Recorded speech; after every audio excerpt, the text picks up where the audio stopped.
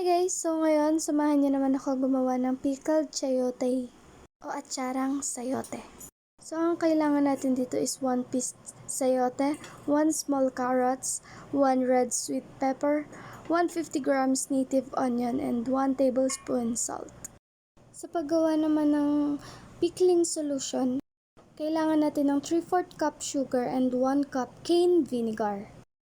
I-dissolve lang natin yung 1 cup sugar sa ating cane vinegar. Halo-haluin lang natin ito. Mix natin hanggang sa ma-dissolve completely yung ating sugar.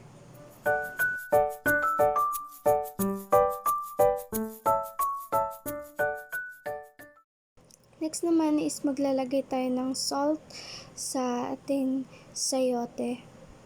And i-squeeze lang natin yung ating sayote para lumabas yung kanyang juice. And make sure na bago natin to i-squeeze, make sure na nakapaghugas tayo ng maigi ng ating mga kamay.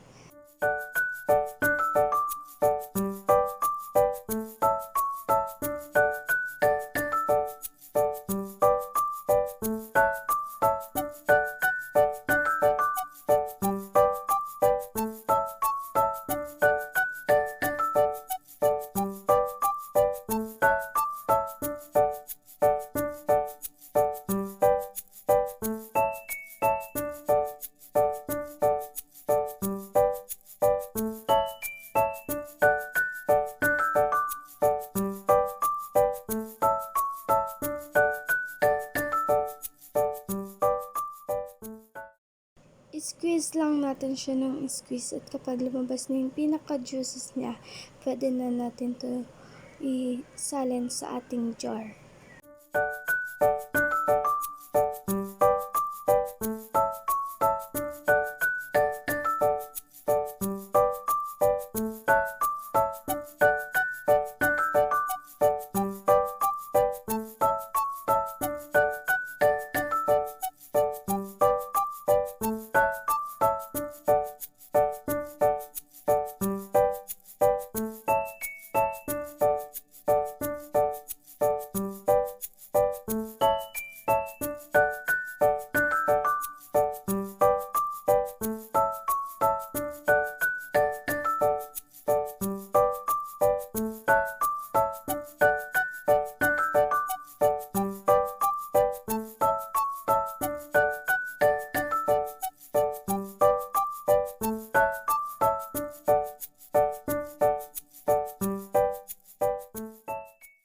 Mix lang natin dito at paghalo-haluin lahat ng mga ingredients natin. Then after that, pwede na natin ilagay yung ating pickling solution.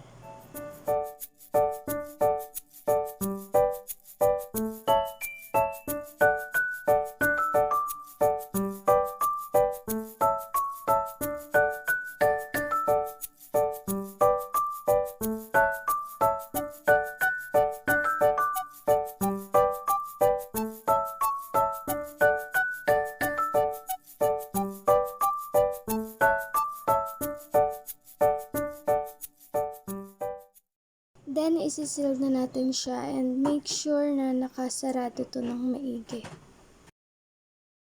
At okay na ang ating atsara.